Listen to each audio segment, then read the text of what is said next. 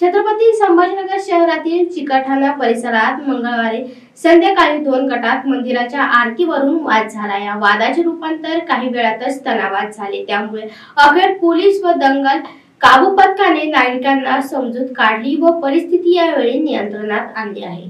चिकलठाण्यातील कामगार कॉलनीत हनुमानाचे मंदिर आहे। तेथे अन्य धर्मांचे प्रार्थनास्थळ आहे। हनुमान मंदिरात रोज पावणे 8 वाजेच्या सुमारास आरती केली जाते।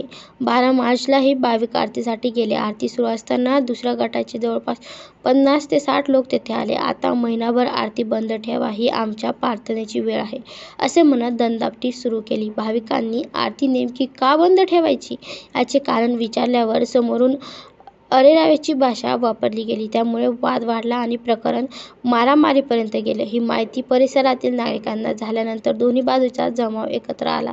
MIDC सिडको पोलिसांनी ही माहिती मिळाल्यावर लगेच उपायुक्त नवनीत कामत यांच्या मार्गदर्शनाखाली पोलीस निरीक्षक गौतम पातारे, उपनिरीक्षक आत्माराम घुगे, सहाय्यक उपनिरीक्षक विष्णू मुंडे यांच्यासह पोलिसांचा फौजफाटा त्या भागात दाखल झाला। त्यांनी दोन्ही गटांची समजूत काढली। त्यानंतर प्रकरण निवळले। दरम्यान रात्री 10 वाजेपर्यंत जमाव पोलीस ठाण्यात जमला। सुमारे 200 ते 300 लोक पोलीस ठाण्यात दाखल झाले। या प्रकरणी गुन्हा दाखल करण्याची मागणी त्यांनी केली। उशिरापर्यंत या प्रकरणाची नोंद प्रक्रिया सुरू होती। Bureau report AN news, Chhatrapati Sambhajinagar.